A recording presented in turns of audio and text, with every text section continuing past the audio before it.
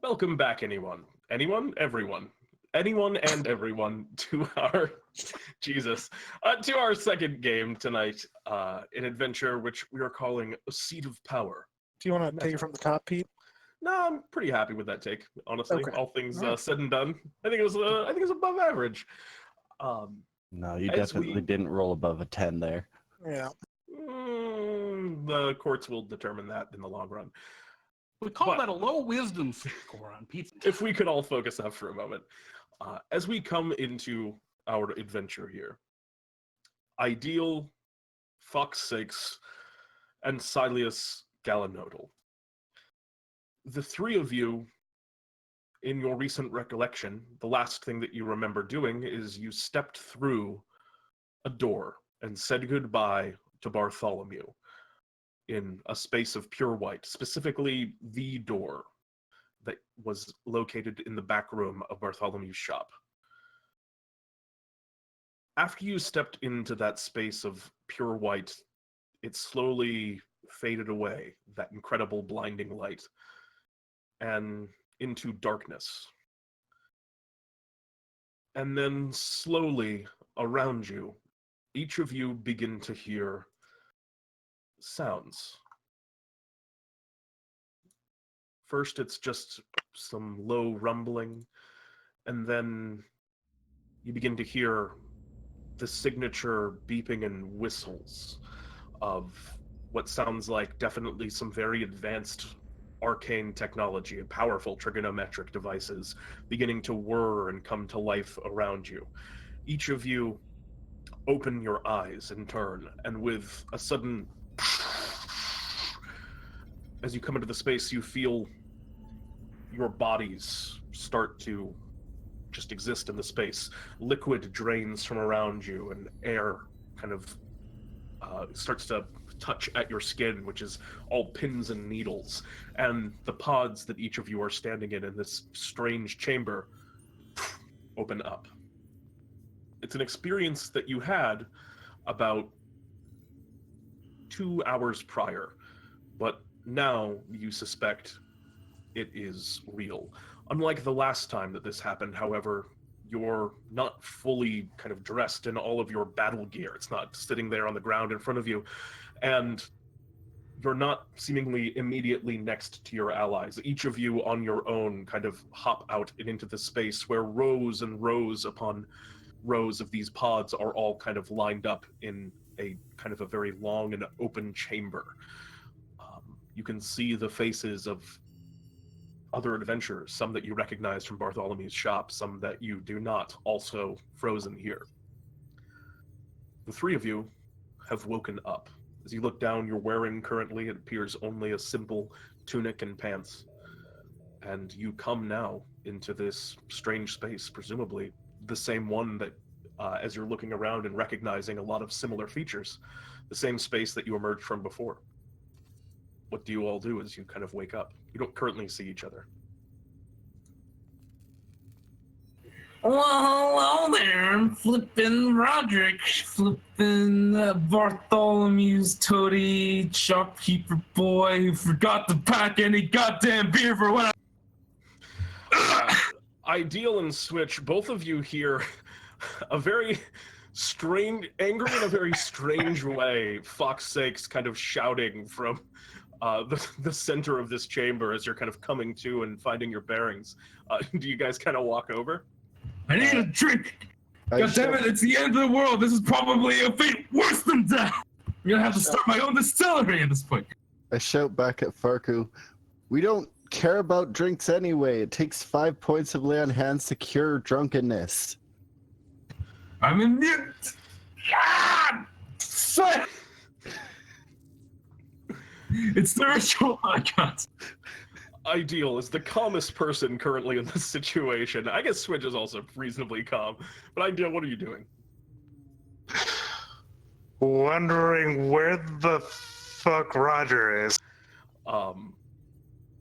Very well. And as you kind of take a moment and kind of look around the space, you eventually kind of walk up and over. You form up, and you can begin to hear the sound of short footsteps walking along the ground. and you do see a familiar gnome that's striding up towards you. He's dressed in long green robes, but he now has a full kind of proper wizard's beard and stark white. He looks older, he looks tired, but even beyond what looks like the exhaust of age, he looks a bit on edge. And striding beside him is a lizard folk wearing a large meter and wearing garments depicting the cloud and storms. Go ahead, Lauren. Hey everybody, it's me, Roger. In case you didn't recognize me. Oh, I thought Bartholomew had shrunk for a second there. No. That would have been funny. You need a shave. Well, we have a lot to talk about, but we really just don't have any time right now. There's something of a once-in-a-lifetime opportunity down on the land, and we need to get everyone that we can moving stat. I'm a little busy at the moment, Roger. I understand, Switch. Just, while I talk, you can cast your thing. I'll give you a short story for now, and we can go into more detail later. Basically, the short of it is we are... Would you like me to do it, Roger? Sure. Can you do it really fast? Do it Yeah, really Bartholomew's dead. We're in space. Shit's going down.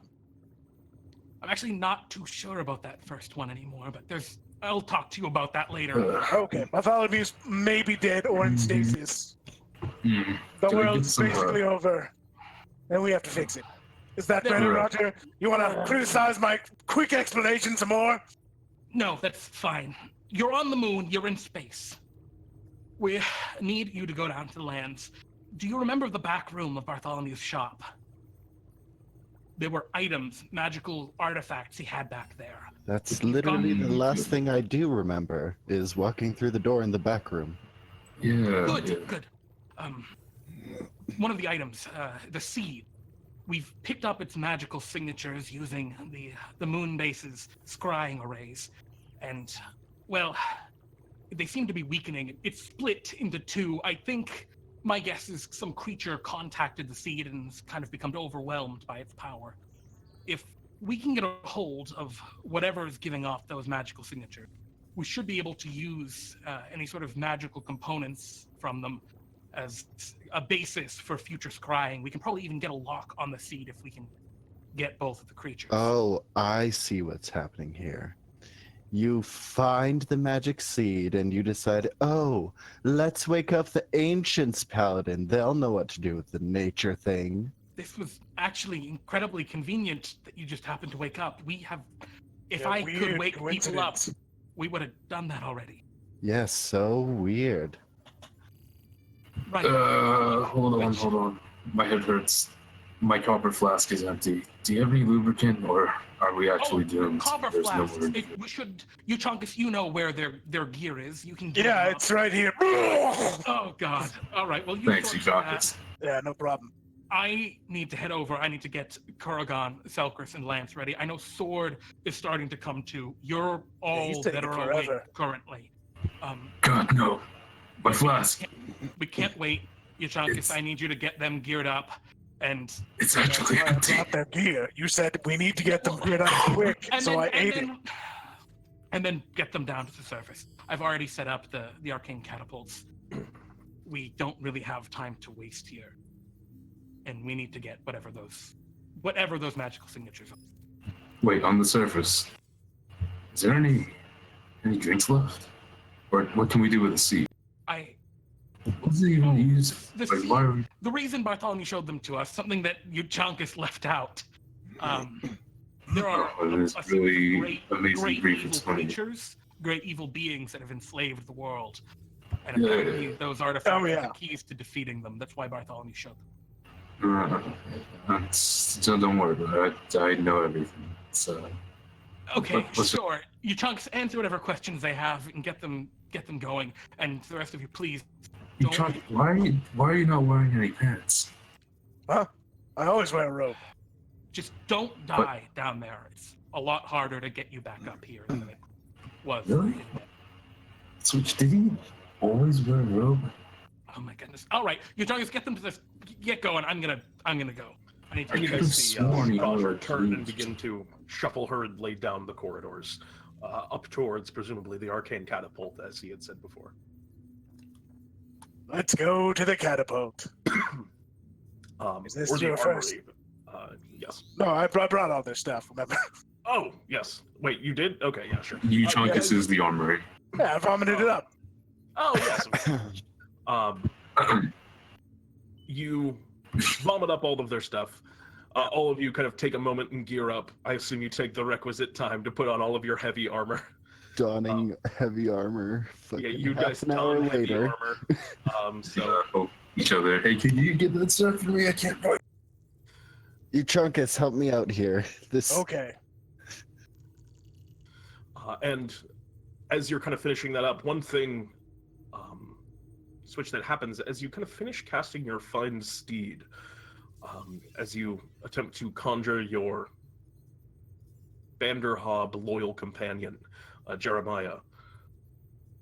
For a brief moment as the spell is completing, you see kind of flickering in the space, in kind of an image, illusory image that's beginning to coalesce into the physical spirit of your Banderhob companion, and it's kind of, and it's kind of like seemingly like looking around, kind of like surprised as it's suddenly being conjured into the space, and then for some reason it just cuts out, and there's no steed in front of you. Oh yeah, that's a thing. What's the deal? What's a thing? Summoning from other planes, which I assume is where that guy stays, is a bit of an issue presently. What about An issue travel? how? Oh, where to begin? Okay, so we can't. And we I can't guess travel. No. So what you're saying is the Ring of Dumb Elementals is useless, right? That I don't know. That seems to create its own thing. I don't know, try it right here in the middle of the spaceship. I'd rather wait until we get down there. All right, You know, that whole once per day thing. that's fair. But with Find Steed, you summon a spirit that just assumes the form of something. Yeah, but isn't it a celestial or something? Celestial, Fey, Fiend, or my Banderhob is a Fey. I mean, could we ride you instead? Me?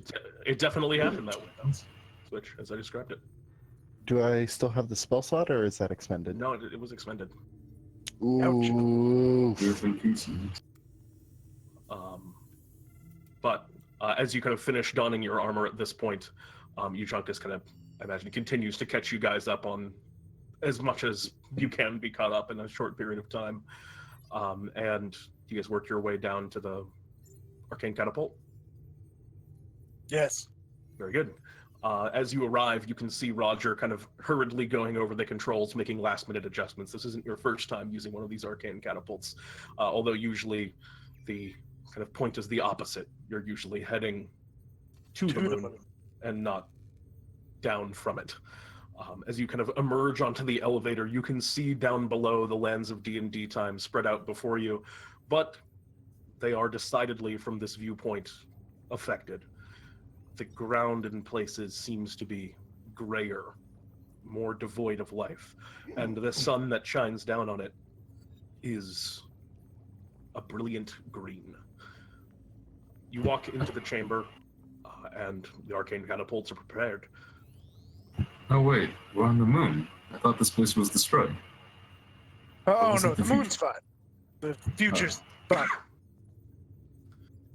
It's fixed in the future. Okay. Yes.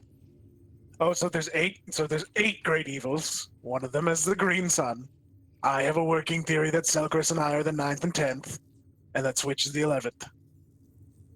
Well, that's great.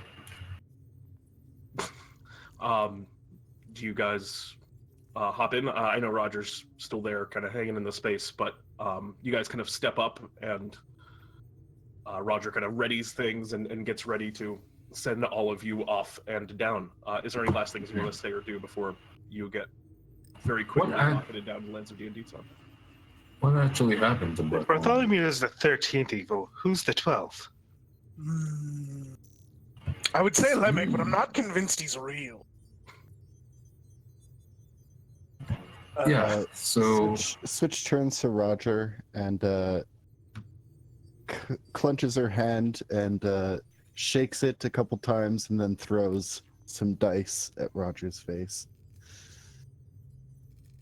What did you get, though? And with that, Roger kind of looks over at you, kind of gives you a nod of understanding, and kind of slaps the arcane control to trigger the catapult and begin rocketing you down towards the lands of DnDTime. Wait, no, my question. And Fawkes, you're kind of going, wait, no, my question, as you guys are shot up into the air and begin kind of rocketing down over the lands of DnDTime, encapsulated in a strange kind of force field of magic, protecting you from the atmosphere of space. And as you kind of rocket down, you begin to kind of see yourself circling and honing in on a region of the land of DnDTime that is, well, very familiar to all of you. You begin moving down towards the Baradak Swamp. You get closer and closer, hurtling towards it in an incredible speed as the arcane catapults are wont to do, and then in the final moment before you crash down and land, you come to an abrupt stop without feeling any sudden shift in momentum. Your momentum is just halted. And I quickly take the superhero landing pose. And you gently land down. Switch, you see kind of going into the classic superhero 3-point landing. As you step now onto the surface for the first time in longer than you know of the lands of DnDTime. And as that happens, Here we are. It's supposed used to be better. That is very true. Fawkes, as you step here, you notice a number of changes. For one thing, despite being here just outside of the Baradak Swamp, it is cold. Frigid. The wind off of the Big Rock Candy Mountains north of here seeming to blow and send a chill air all throughout the land. Ooh, risky.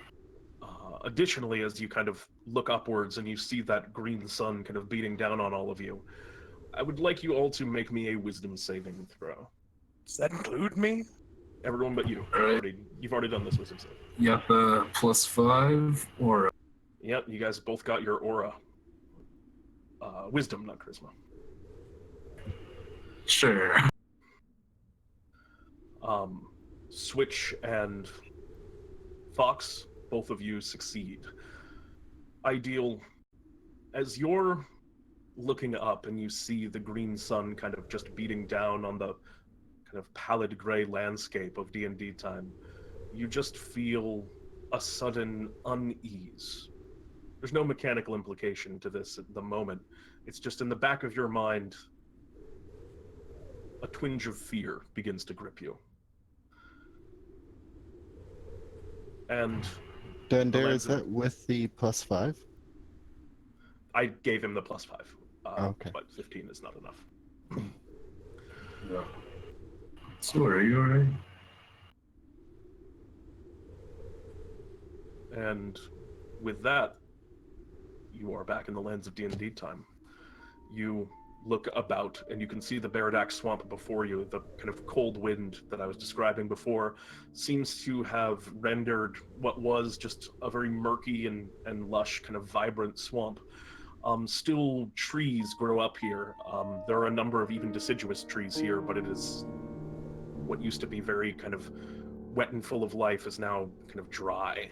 You can still hear the occasional bird, although some of the fauna seems to have shifted a bit.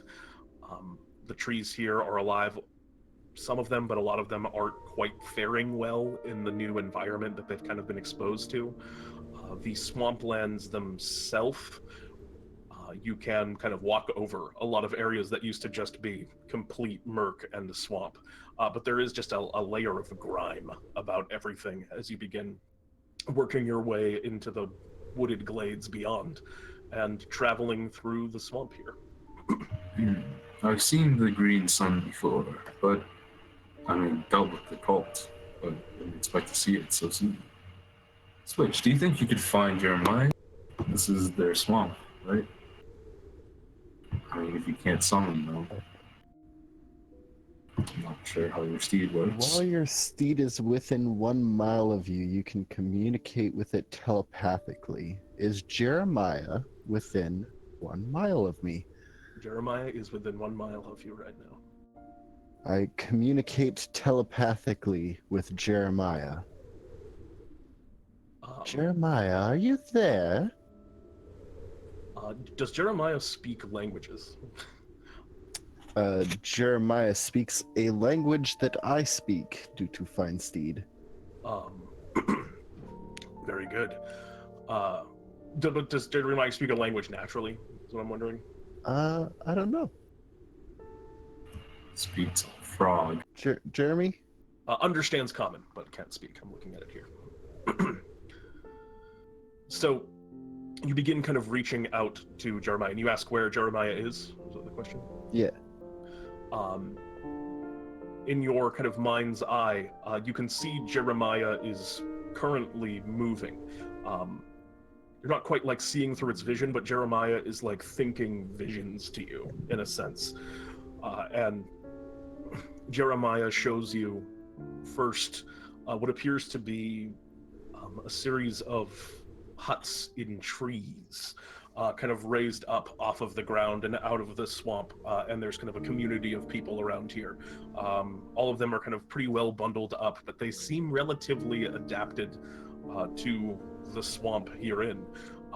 Additionally, as you're kind of looking around, Jeremiah now shows you another vision of them kind of hopping in the swamp, and walking next to them is one of these very kind of tribal looking swamp dwellers that's kind of like walking alongside of them. And you hear that individual kind of saying, "Well, what has gotten into you, Protector, Guardian? Have you seen something?" And Jeremiah is continuing to kind of walk. And then as a final vision, you can see Jeremiah kind of looking up in the direction of the sun towards you. And Jeremiah seems to be currently headed in your direction, headed south, meaning Jeremiah is north of you. Okay.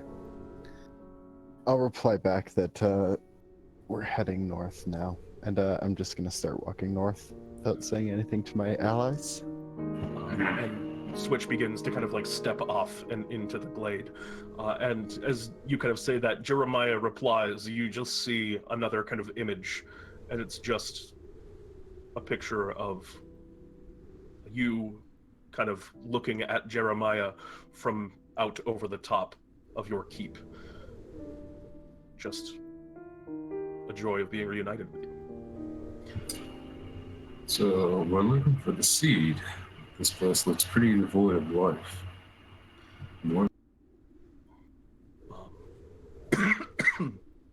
You kind of say that.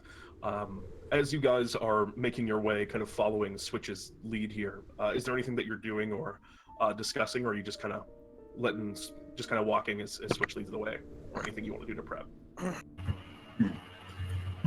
Let me see. Anything you all need to know? Who to kill? Oh, a lot of people. Fantastic. What actually happened to Bartholomew? Well, from my understanding, when the night... Alright, you remember the Nightmare Court? Yeah, I didn't really pay too much attention. Yes. I take out an ink pen and a book, and I say, just write down the names of the people that I need to kill. Oh, okay. Here are 8 names. But really, the Nightmare Court did something. I don't know. The Nightmare Court, weakened Bartholomew, maybe killed him, and then the other 8 great evils seized on that moment and did something. I think the Nightmare Court was generated by one of the 8 great evils. But, why did they have to, ruin the world, sort of trash everything? Apocalypse. They're assholes. Oh, they're assholes. But like, why would they want Now to be you assholes? listen with here. leadership? I'm an asshole, and I wouldn't ruin the world. That's fair. Yeah, we They're- live in the world. Yes, but they're they're- bigger assholes than They're you. mega assholes. Oh, they're Oh. boomers. I see. Okay, Boomer. Nailed it. Sounds about right. And as you guys come to this conclusion, you begin to hear and the sound of kind of hopping feet moving towards you. And you can see approaching now Jeremiah, your steed. Not a conjured version, but in the flesh before you now, Switch. And at their side, you can see what appears to be a human, but they are kind of dressed in kind of like robes and kind of covered clothing, and as they walk closer, they begin kind of guarding looking at all of you a little bit warily, and a little bit confused as to why there's anyone out kind of wandering the lands right now. And as he approaches, he begins to say, "Who are the four of you, and what are you?" And he stops. Who are you? And Oh, yo, it's a Papega. Where's the he, seed? he ignores your question, Euchaunkas, and he looks at you, Fawkes, and he kind of kneels down onto one knee and speaks out, My king, never would I thought that I would see the day that you returned. And he kind of just bends down over very deeply and offers a bow towards you, Foxex. It's good to see you. All right. Who's this guy? How have you been doing? Oh, I don't know. Do I know this? Fox, you're looking over this individual. They are not familiar to you at all. You don't think you know this person. All right, I'll go over, pat him on the shoulder, and be like, "Hey, that's good." But I have a question for you, my friend. Of course, anything for you, my liege. The Where treat. can I get a drink? Also, we're looking for the seed. Have you heard of it? It's where. The seed. No, but you come to us at a strange hour. Oh yeah. Well, It's light not always shines in the darkest hour. As if by How you prophecy. guys been doing? Oh, prophecy. And he kind of looks over at you. Come with us now. Let me bring you back to the village. I'm sure. Do you guys need any help? We need your aid, yes. In your absence, Tree King, our village, well, the happenings in the lands of DnDTime have not been kind to the tree people of the Wilderwold. We have been forced to move. Very few evils have set their eyes here within the Baradak swamp. It has been something of a haven for us. Then you will get my help. You've done pretty well to get this far. I'm sorry I've been... But I'm here now. And it is a blessing upon all of us. And he continues to kind of step forward. And as he guides you through paths that he's seemingly familiar with, he looks now towards you, Switch. This one is your companion. Gesturing towards Jeremiah. Yeah, you see that Switch has pulled out their lance and shield and is already like climbing up Jeremiah. Has mounted and is in full frog horse mode. Yeah. Yep, don't worry about it. They look up towards you. We feared them when they first arrived at the village, but we have never seen a Banderhop that has, well, not tried to eat us immediately. Usually they are a threat, but this one has been guarding our borders here, protecting us from some of the lesser beasts that roam the Baradak these days. Oh, by the way, could you just call me Fawkes, not True King? 'Cause it's kind of embarrassing when I'm not in like courtly mode. Your wishes are my commands. Cool. I mean, Fawkes. Sure. All right, let's go. Okay. And you continue to kind of walk along for some ways, and eventually you can see beginning to catch some glints of light here in the Baradak. And up above in the forest above, you can see huts and houses, something that Jeremiah kind of thought to you a little while ago, a civilization that seems to have been created here in the treetops. And you recognize Fawkes from your adventure, and I don't know if any of the other of you were on that adventure, but you recognize the tree people. They seem to have relocated here into the Baradak. They're a little bit more strapped for winter, but they are just living a life here in the swamp. But most of them seem kind of like nervous and are a little bit kind of worried as they're looking out over the kind of canopies from where they are.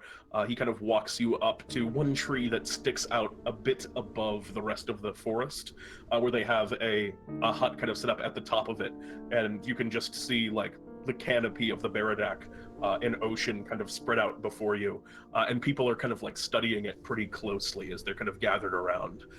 As you're walking past Fawkes' sakes, you've kind of the person that you just told to call you Fawkes is like telling people to call you Fawkes, but as you go by, it's like, the Tree King returned! Yeah. I'll turn and speak to my people. Yes.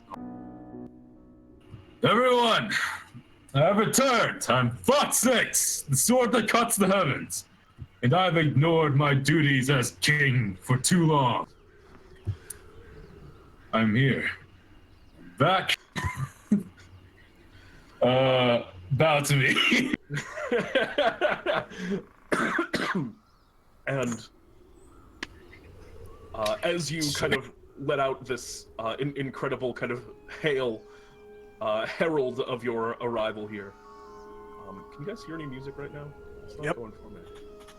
Is it the? It is very pleasant. Okay, great. I cannot hear that for some reason, so I'm gonna refresh.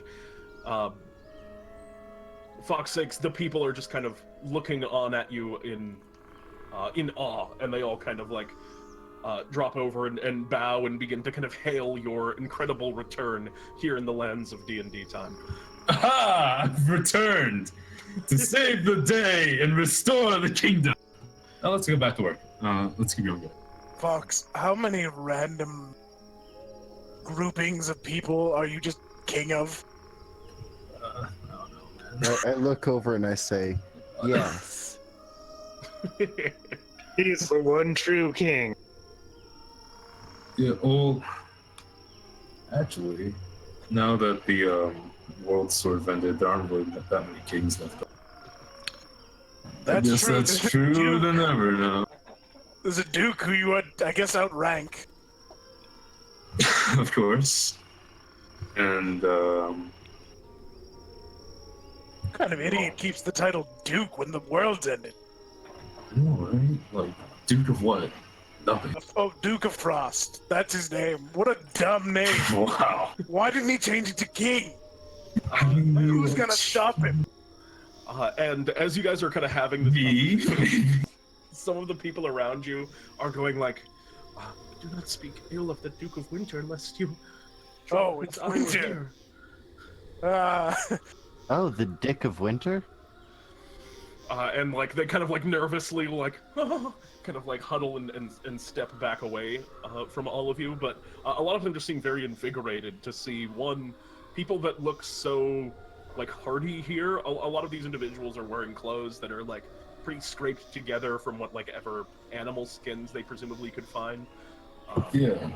Be like, my people, you need not worry to speak ill of the Duke of Winter, for you have my protection. Now that I Meanwhile, turn. like, Switch is like adjusting all of their weapons. They have like their Leomano on their left hip, their machete on the right, baseball bat strapped across their back, their lances on their lap. And as you're kind of like gearing up and getting everything on, and over to your side, you can see the individual that walked up with you. I am this village's seer, and Oh, what do you see? and today I saw a great darkness and a great light descending upon our village. Isn't that just the daytime and the nighttime? That's a good point. And he kind of looks up towards the green sun. There is no day and there is no night anymore. Ooh, I have to assume that you are the light, but the darkness we have not yet seen. what is this dark? But the animals in the forest, there have been birds that have flown from their nests. And as we've been watching the horizon, it seems to grow closer. And he kind of points out from this top canopy over beyond the kind of tops of the trees and into the distance. You know, it's actually not so bad here. I thought like civilization would be worse off. You know, like Oh, you haven't been to fallouts, Central you know, City ancient- yet. Ooh, yeah, that's Yeah, they're all morts. what. Yeah, What? every single one of them is a mort. That sounds fantastic. I can't wait to go to Central City. Oh, we have. You should hear Selcrest's mort impression. It's pretty funny. Oh my god, I can't wait. It's gotten very good. But and, it's still like, you know, a teenage girl doing a mort impression, so it's still a little weird. Is it as bad as Jenny trying to do a Mort impression? I don't know who that is. You don't know who Jenny is? My sister? Have we met? Which one? Yeah, wait a minute. Which one? Switch just kind of like looks down at the ground like, oh. Yeah, we're just saying you have so many sisters. We don't know which one is Jenny. There's Jenny, there's Rochelle, there's Lynn, there's Sarah, and there's... It just starts listing off. You don't remember? and I think that Jenny's the fourth of Wait, wasn't there there's like two Zero. Jennys? Zero. No, that's a dwarf. That's a dwarf. That's not my sister. Dwarf named Jenny. Yeah, there's a dwarf named Jenny. and I'm sure that the voice in the sky knows nothing of that. I don't. Which And ones? as you're looking out over this horizon, can you all be making a perception check? All right. Oh shit. Ooh. Guys, don't even worry. Oh my God. Okay. Everyone but Ideal. Notice as you guys are kind of looking out. Ideal, you're just kind of staring over the horizon. You can see the tops of the canopies, and people are looking out pretty keenly. And yeah, you catch a couple of birds seeming to like take flight, and they're moving more towards you than they are like away from you, but now coming towards you. Those of you, everyone else, you can see that there is something of a raise in the canopy. There's a section of it that's a little bit taller than the rest of the trees, and it seems to be cresting almost like a wave. That's kind of like building on the horizon. And Alright, I wave back to it. when I say a wave, more like an ocean wave, although I assume Fox's sake still does kind of wave back to it. And as you're sort of looking out towards it, it's growing closer, and the longer you watch it, you start to realize it's growing taller. The trees themselves seem to be just moving upwards and gaining in stature. Found your darkness, seer. And You know, I was always confused when you called yourself the tree people, because you're not actually like people made of trees, like the what, the thorn? Oh yeah, by the way, there's the darkness over there. and he's kind of like looking out at it now, and he's kind of looking scared a bit too, and he goes, "Some say that our ancestors were Floran, and we still have some of that tree blood in our veins, but I do not believe. You mean sap? That's what I meant. Yes, sap. No, does your blood taste sweet? Yeah, is it sticky? Like stickier than blood normally is? Are you maple syrup? And the Ooh, trees continue. wait, I don't like to, maple syrup. And the trees continue to grow higher and higher, and closer in their height as they're moving towards you, to the point where now the tops of those trees are above the height of the canopy that you're currently in. Big old tree. You hear just a very distant thud. You can see the alcohol that you were given, Fawkes 6, as you kind of arrived. Ripples. You can see just the slightest ripple kind of appear in the glass. Oh boy, it's a T-Rex. And then louder and louder as it grows closer, and the trees go closer and closer.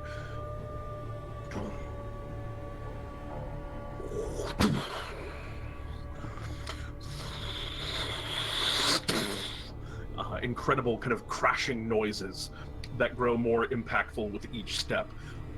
As they draw nearer and nearer, the kind of canopy of trees now beginning to cast a shadow from the sun over the kind of hut that you're currently standing in up here within the trees. People are starting to like move and buckle down into their homes, but those homes are also among the trees here. And all of you now are beginning to feel the ground underneath you just shaking like it's an earthquake. What are all of you doing as this is kind of moving towards you? So Switch straps their lance in front of their lap and instead draws their machete.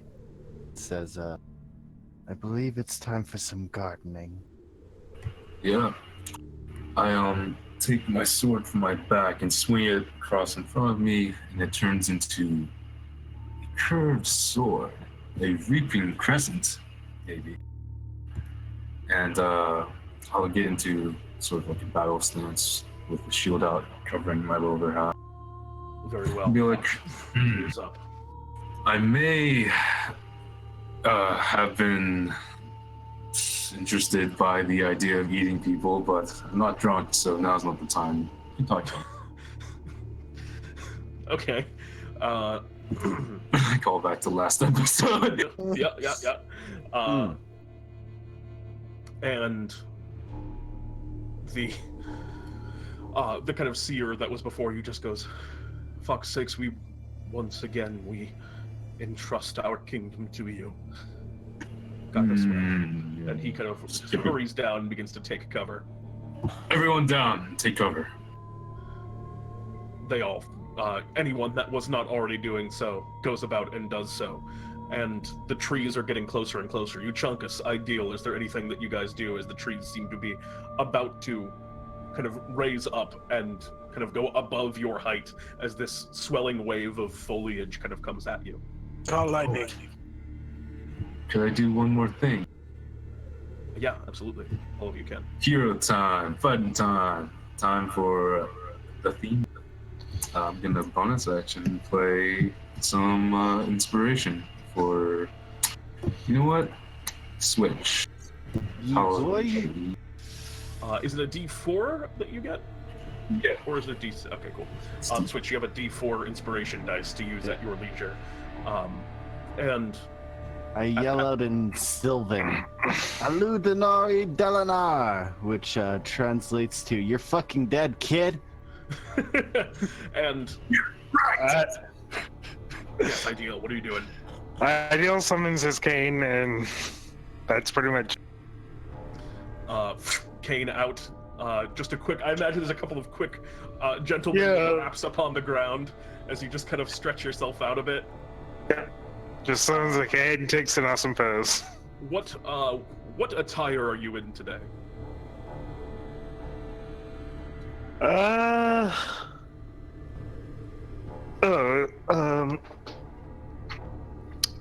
am in. No, you mean the attire for Which vacation? of your dress codes are you going with? I am going for casual, believe it or not. You're in your casual attire. I was expecting business attire, but I like the casual look that you've gone with. And Business casual. business casual. Yes, And- business casual. And just like that, the trees Those beneath are you nice khakis. that are, well, that are supporting you, and the kind of buildings that you're in also begin to kind of careen upwards, but stop short after kind of a small chunk. And most of the trees that don't seem to have homes in them grow up even taller, now surrounding you. As you can see, the forest has like spread out here in this kind of top hutch where you're standing, covering you up. The area becomes kind of enswathed in dim light, as what light of the green sun was able to reach through is being very heavily blocked off. The green kind of glow above the canopy, creating a very strange sort of effect on the area around you. You continue to hear these heavy stomps. For one thing, I would like all of you to roll for initiative. I am charging the stomps. You're currently in... I would also like all of you to make me dexterity saving throws. Do I need to make one, or does Jeremiah? Jeremiah would... Actually, Jeremiah, I don't think could get knocked over by this. This is just the ground shaking a little bit, and he's kind of too... He's basically on his stomach, so he's already kind of prone, you know what I mean? So I think you're good. Okay.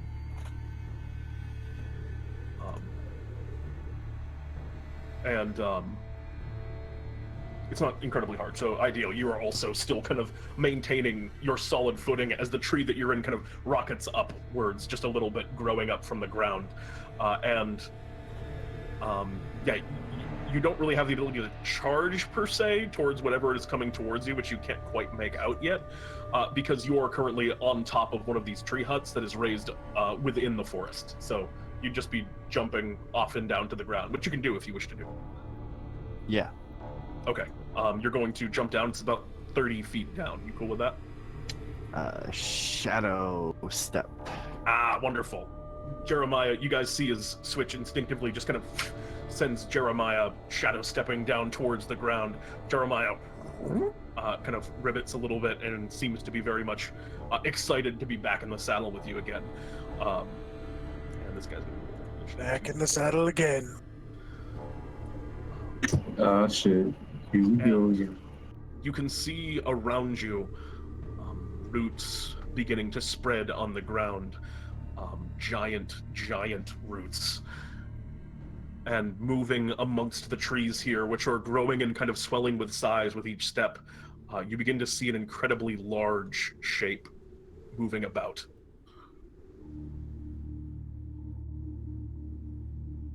The initiative belongs to you.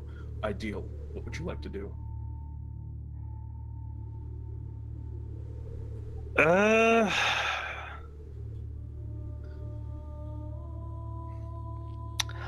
Ideal is... hold on, let me make sure this isn't... Okay.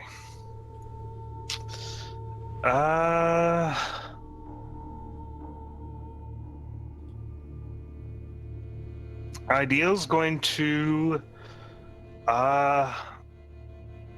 I guess ready in action. All right, what are you readying? Spell. Casting a spell at anything that comes out. What spell are you preparing? I am preparing Synaptic Static. Ooh. All right, you'll cast Synaptic Static at the first thing that kind of comes within your range. That's going to bring us next in initiative to Euchaunkas. Have I already conjured my storm? Did I have time? Your storm is now kind of spiraling up above. All right, well then, I'll bring down lightning on whatever the target is. Over kind of where you were seeing that just large form moving amongst the trees. The trees are kind of thick, so it's tough to make out anything specifically. But go ahead and I believe it's going to make a dexterity saving throw, correct? Correct. All right, lightning crashes down, and as soon as it kind of hits, you it's tough to like see where it makes out, but in the flash, it appears to be a giant figure made of wood, a tree the likes of which you've never seen before. And as the lightning kind of crashes in the area and kind of crackles among the upward branches, you just begin to hear kind of a low groan. Do any of you speak Primordial? Yeah, boy. Oh shit. And it's almost like sound that only an elephant would even be able to hear, as the tree kind of creaks out a phrase in Primordial. And this forest be renewed. And it looks kind of over in your direction and begins to kind of charge forward. As soon as that, you can begin to see it like moving over towards the source of where you cast that lightning from. And you're the only one that can kind of make that out, Fawkes 6. The rest of you just hear it respond as it struck with kind of this grumble. The next. How far is it from me? Currently, it is. Currently, it is about 80 feet away. This forest must be renewed. That's what it said.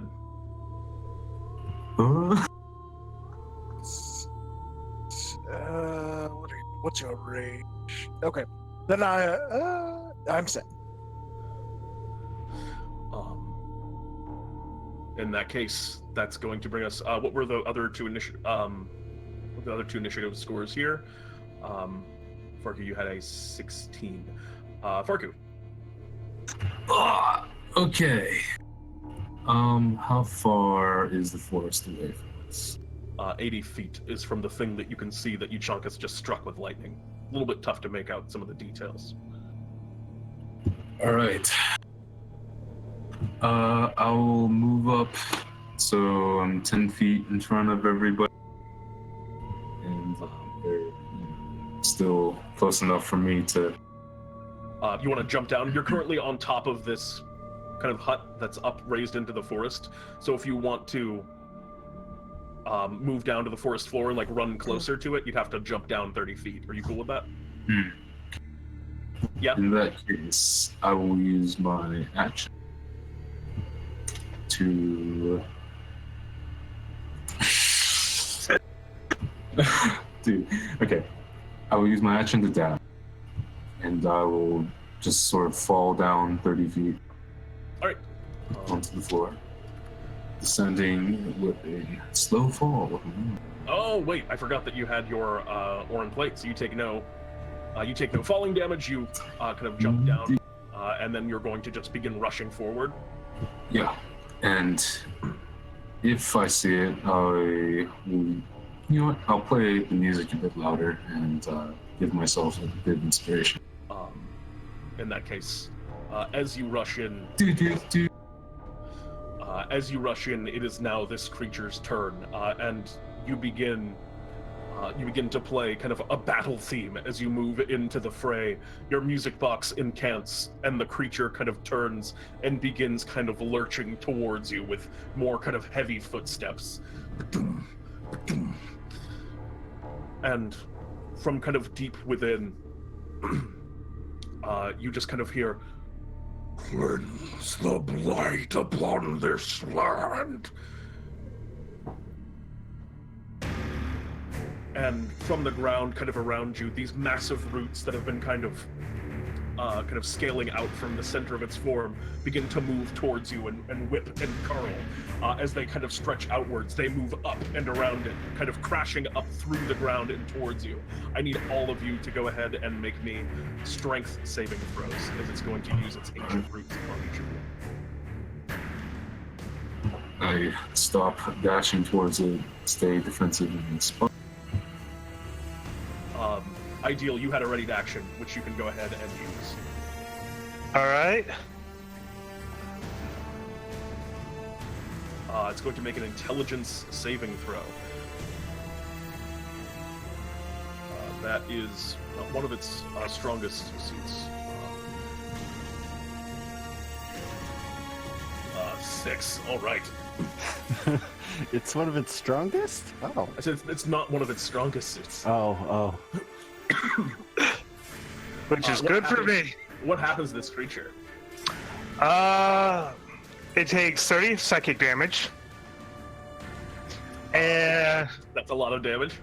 it has muddle thoughts for 1 minute, during which it rolls a d6 and subtracts that number from its attack rolls, and ability checks, as well as its con saving throws to maintain concentration. And at the end of each turn, it can make another intelligence saving throw to end the effect. Okay, so currently it has some penalties on some stuff, and okay, cool. So currently the tree kind of, as its roots begin to kind of curl up and around, it lets out this incredible howl, and like parts of it begin to thrash. You see twigs and branches whipping about in kind of response to this devastating psychic attack to the tree, and the creature in turn, everyone but I believe Fawkes 6 fails this strength saving throw. So all of you are going to suffer. I did not roll Am automatically. I near Switcher Fox? No, you're still up on the. They went down, and you're still up on the. Did Jeremiah need to make that save as well? Jeremiah also needs to make. Actually, no. Just. Don't forget the Jeremiah d6. does not. Okay. Because he can only target 4 creatures. Yep. That doesn't affect damage rolls, does it? Yes. It does not. Oh, it doesn't. Okay. Yeah. Oh, it does. No, just that. So each of you take 21 points of bludgeoning damage as these roots kind of reach up and begin to curl around you and crush you. The roots crash up, splintering the wood, Euchaunkas and Ideal, in the platform that you're in as they wrap around you. Both of you are now currently restrained by this effect. Oh wait, it's not roll. It should be rolling the damage in the thing. But anyway, you take the 21 damage. Fix it so it does it right. And that is the creature's turn. It has 4 roots that are currently wrapped around you. The root that kind of crashed up near you, Fawkes 6, is now just kind of like sitting in the area around you where it crashed up as you kind of shove it away as it tries to wrap around you. Oh, cool. I twirl around so the roots can't get a good hold on. And Euchaunkas, you are currently restrained. I need you to make a concentration check on your Oh, nope. call lightning. Oof, the call lightning. Tough luck. The call lightning drops, and you are currently restrained by this root that's seeming to, be trying to crush you. What do you wish to do? Well, ow. I would like to get out of this route. What do I need? Ooh, that's a high DC. Maybe I don't want to do that. Oh, wait a minute. I thunderstep. Ooh. Ooh, how close are you to everyone? So I'll just tell you flat out, you have an option to attack the roots to try and break out as well. Okay. How close am I to Ideal? We were next to each other, right? Yeah, you guys are pretty close to each other on top of this. Let's go, Ideal. I grab Ideal and teleport away. All right, you're going to thunder step away. That also deals damage, right? Yep. Okay, why isn't thunderstep on here? Hold on. Let me, 3d10. Yep. Unless you're upcasting it, then it's an extra d10 per slot. I'll just do the 3d10. It's a Constitution save. Also, I'm sorry, I forgot to mention this, but one of the key things about this is you can see that this tree has growing around it all manner of kind of a strange leaf that's kind of growing off of it, almost ivy-like in places. They are kind of stinging nettles. And as you're kind of getting stung by some of those nettles, as you're coiled up, kind of touching it at the start of your turn, you take 5 points of poison damage. You just take that. Ow. Alright, well, Ideal, we're out of it. Assuming you're a willing teleportation participant. I am a willing participant in this teleportation. Then great. We leave. Where do you want to go to? Near the paladins. All right. You zip forward. Which paladin? I'm up closer to. They can only get to me, I think. Thunderstep So- isn't far. Switch it is then. All right, Oops, right up next to Jeremiah and the Vanderhub. Jeremiah and the Vanderhub, Jeremiah and Switch. And Switch, the turn is now yours. Or take 5? Jeremiah and the your turn, Vanderhub. you take 5. And you've been kind of like pulled a little bit off Jeremiah. You're kind of getting like moved around a bit in the air. Alright, Jeremiah is going to tongue attack the roots. All right. 20 will hit. You go up and Jeremiah kind of lashes out with his tongue, and as he does so, it kind of drains the life essence from the root. It shrivels up and you kind of fall free from its grasp, landing once again in a perfect 3-point. Are there any other roots nearby that he can attack or no? There's one that's over kind of nearby Fawkes. How far away is that? That is... how far did you get forward, Fawkes' sake? How far did you run? Is it within 60? Yes, absolutely. Okay, then Jeremiah is going to... I'm going to get off of Jeremiah, and Jeremiah is going to move over there and bite as a bonus action. All right. And bite that root. Yee. All right. Jeremiah does another, takes kind of a huge chunk. He digs into kind of that point on the root, and it cuts away. It wriggles on the ground for a little bit before falling still, but you've taken out that root as well. Are there stinging nettles on Treebeard? There are stinging nettles on the tree as well as on the root that Jeremiah did just hit with. So on this attack. big... So Jeremiah takes 5 points of poison damage from that bite as well. From the tongue and the bite, or just the bite? It would be from the tongue and the bite, actually. Does Jeremiah have poison resistance or something? I feel like that sounds like that. Condition immunities, no resistance at all. No damage immunities. Yeah, Jeremiah takes 10 points of poison damage from hacking into these roots. Okay. So there are like stinging nettles growing on this big treant dude. Yeah, they're just kind of coiling up and growing all around him. I'm going to laugh like some kind of mad king, and I'm going to say, your magic has no power here. And I'm going to plant growth those stinging nettles to like grab and dig into this tree boy. Nature wars. All right. This is interesting. I'm gonna need you, because this, like, you're not targeting regular plants. These plants are obviously like being magically controlled in a way. Mm-hmm. So I'm gonna have you make me Flat charisma? Yeah, I just need you to make me a flat charisma check to see if you are able to overcome the nature of the spell. And That's pretty good. unfortunately, that is not. You can add your little D4 to it. Yeah, I'm gonna roll the D4. Oh yeah, you can absolutely roll a D4. That would get you there. Maybe. 17 is barely enough. As you kind of begin kind of pulling these plants around, he doesn't seem to be at all like affected by the stinging nettle itself.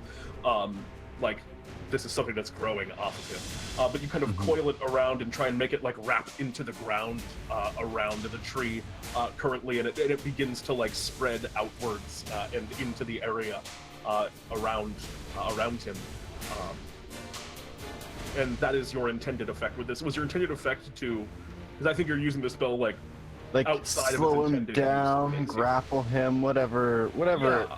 I can do with it. I think he's currently kind of entangled. He's entangled up in here a little bit. Unable to like really move all that much physically from its base point. The roots are still kind of like whipping about and stuff. Because he's huge, but currently like the center core tree is a little bit locked in. So he's like quote unquote grappled. He can't physically. I'll say that move. he's quote unquote grappler. I mean, he's a gargantuan creature, so this is about is the only way you might be able to grapple him is with something like this. Sure. We'll give it to you. And I don't really have a bonus action that I want to use currently, so enter. okay. In that case, that's going to bring us to the top of the initiative, which I believe was Ideal. Yes. And Ideal knows what he's going to do this turn. He is going to summon Light Elemental. Okay. Okay. Blight. Blight. Okay. Oh my god. Okay. Okay. We have tree person. Light is good. Oh, Against yeah. tree person. So go ahead. Light elemental better. Roll me a blight. You have to control it on. You have to control it on the first turn. I believe you do, right? You have to summon. You use an action to like summon, and then you have to also try and control it, or use a bonus action to summon it, and you have to also try and control it. No, instead of the spell's effect, you conjure an elemental instead. The elementals are chaotic, may not obey your commands. I have to use a bonus action to control it. Okay, yeah. So go ahead and attempt to control your elemental. I assume that's what you want to do, and not give it free rein. Yeah. Let's hope for the best. 19. It is completely and fully under your control. What do you command it to do? I attack it to attack the All right, tree boy. Roll me that blight.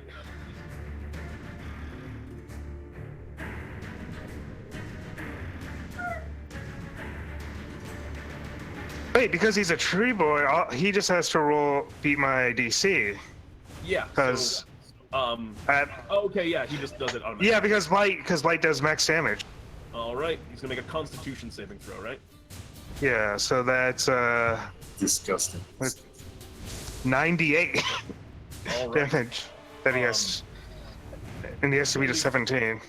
All right. So that's what's the max damage? That's 72 damage. 9 times 8, yeah, You 72. can use nature's defense on that. As this blight elemental begins to kind of crash towards him, you watch as one of the trees that has grown up incredibly tall around him in this fight begins to kind of bend over and move in front of this blight elemental. It's about to collide. As soon as the blight elemental goes up to collide, this tree instead kind of clashes and blocks the elemental's path towards him, absorbing this kind of damage onto it. And that tree just completely withers and desiccates away, but it protects the main treant. As it blocks that single target attack. Is there anything else on your turn? The blight elemental continues to persist, so Alright. I don't know what he's gonna do next time. Yeah, I mean, light just causes plants to wither and die, so yeah. All right. In that case, that's going to bring us next initiative to Fawkes 6.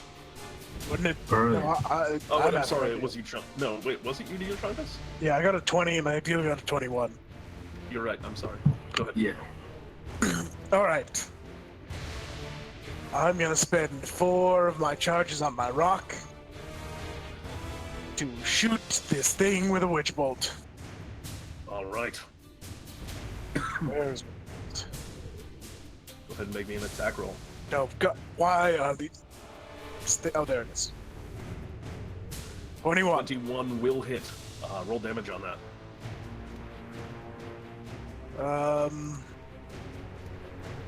No.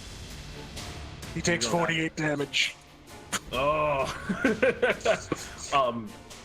The witch bolt kind of arcs outwards, and as it does so, Euchaunkas kind of calls upon the power of the cloud. You see the lightning bolt and then surge, and he takes 48 points of damage and is continued to be connected to the witch bolt.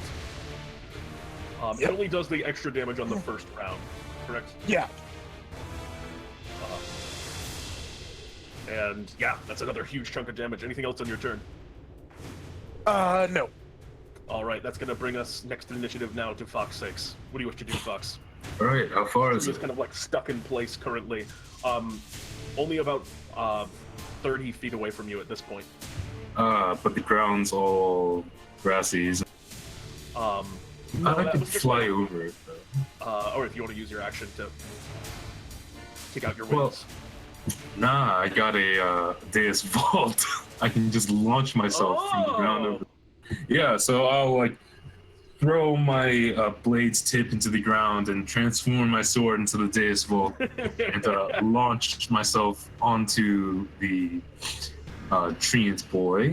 Excellent use of the sword that cuts the heavens as the sword blade suddenly shifts shape into Extends perfect. like a pogo stick. the situation, and Fawkes flies through the air, not literally, but more just kind of is hurled through the air, charging towards Deus Volt. As you're kind of catapulting towards it, I assume there's a radical mid-air attack that's coming towards this tree. Yeah, I swing my blade down and then around behind me into my back, and while I do that, while my arm goes over my face, I get a farmer's hat suddenly appearing on my head, and a piece of wheat that I'm chewing on. It's harvesting time. Oh god. My sword goes back into its shing. And mid-air it changes once more into the reaping crescent. Into the reaping crescent. Is it humanoid? No. I'll just like hook sort of down. It is definitely a plant. Like a scythe over into like one of its roots or a long thing like by its core. All right. Yeah. You can like cut into like the base. You're towards like the trunk and the main body of it. So if you want to try and cut into that, you can. Go ahead and make me your attack rolls.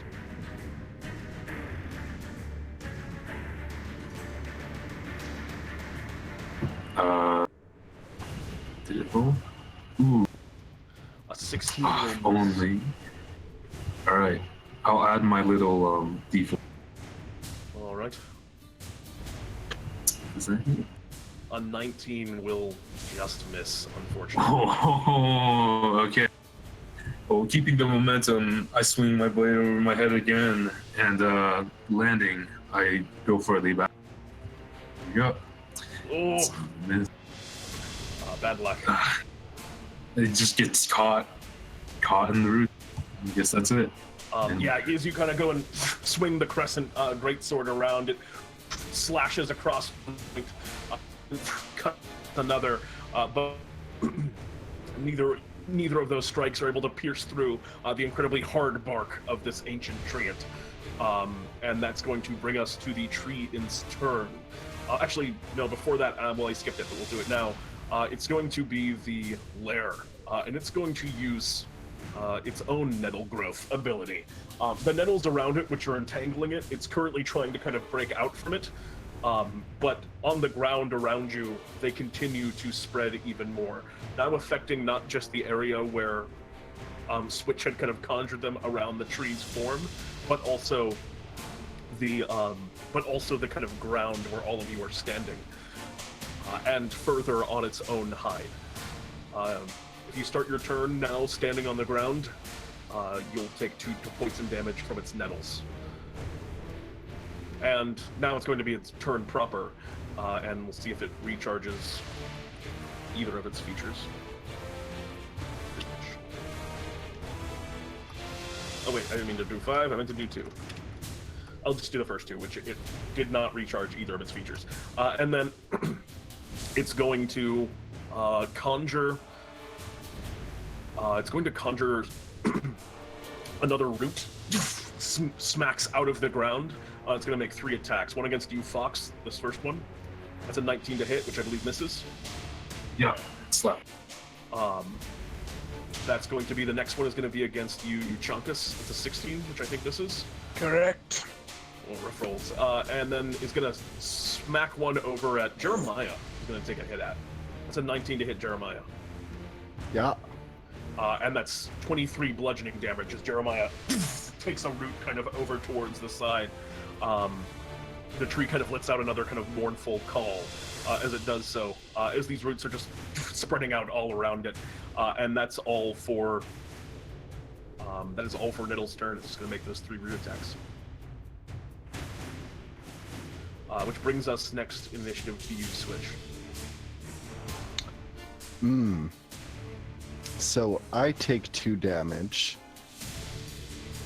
and Jeremiah takes 2 damage.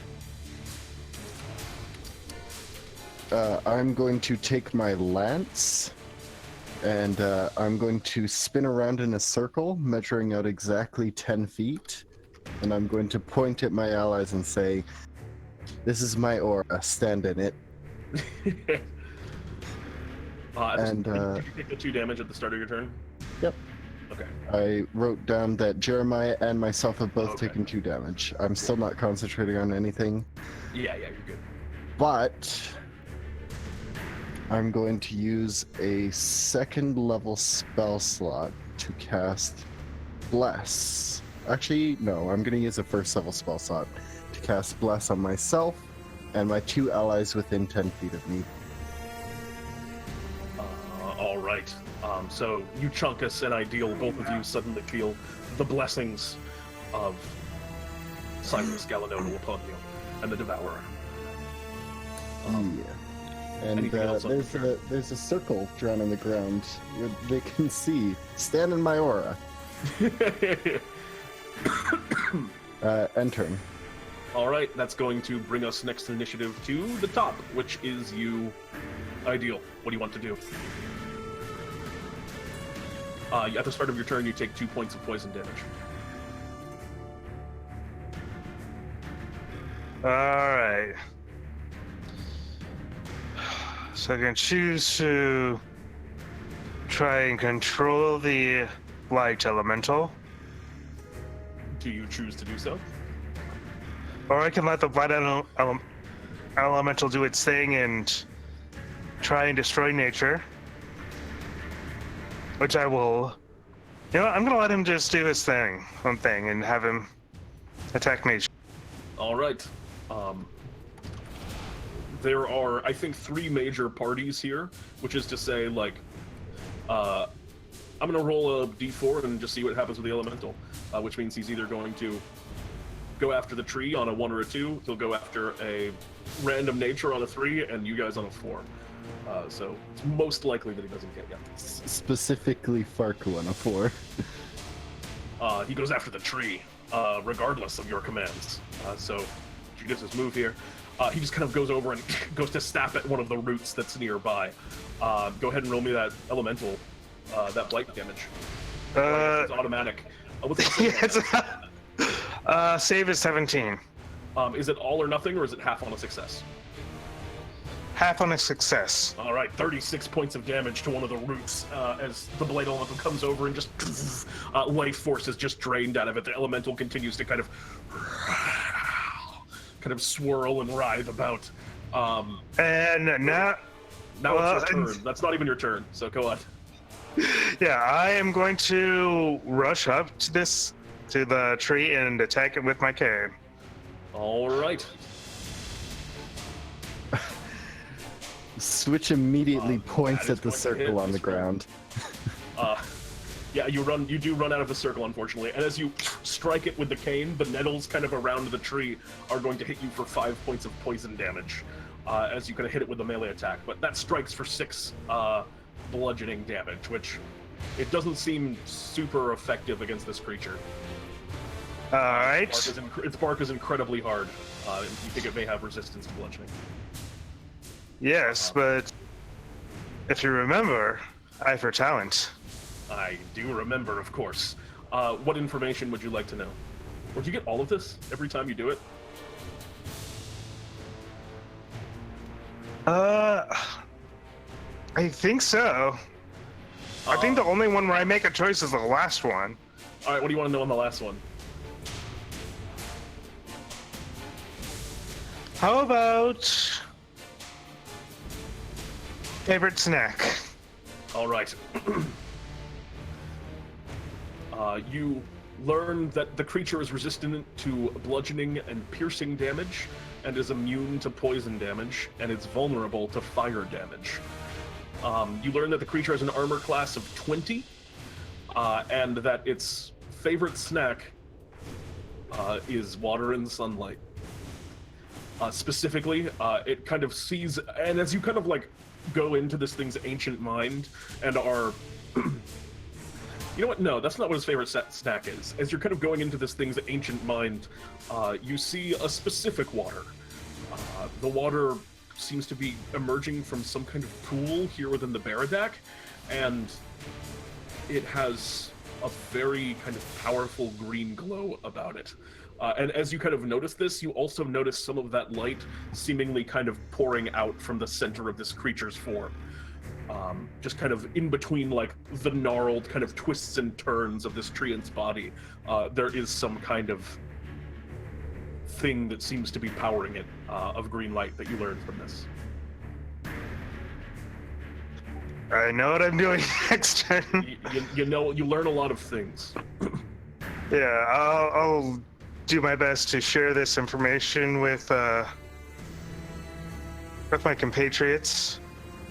Very well. Oh, no duh, it's made of wood. Light on fire. Yes, but it's powered by something inside of it.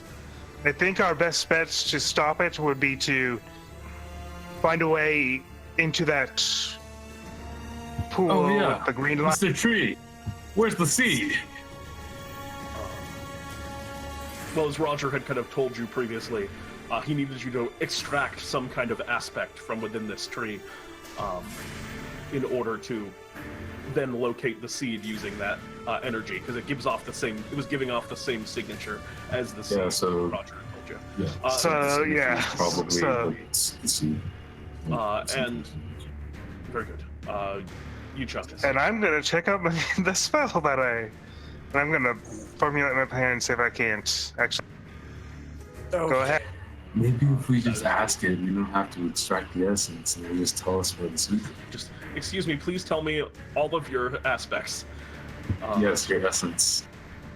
All right, I need to make a Constitution save to make sure that I keep my thing, because I'm yeah, gonna two get my damages. nettles. You're good. All right. Then I'll hurt it Why do you have a +7? because of switch. The blessing in the Yep. aura. Oh, okay. So here's 3 damage. Oh, That's my aura action. and bless. Yeah, I got you. 3 points of damage. It's an action to do that, isn't it? Yeah. Okay, cool. You use your action and kind of shock the tree with your continued lightning bolt. Spiritual and Punchy Cloud. You conjure the punchy cloud. The punchy cloud does not connect, unfortunately. All right. And then I yell out to the others.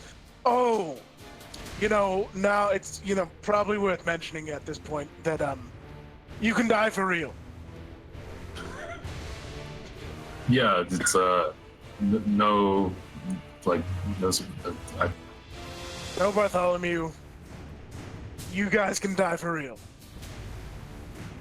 So careful. I guess. I guess.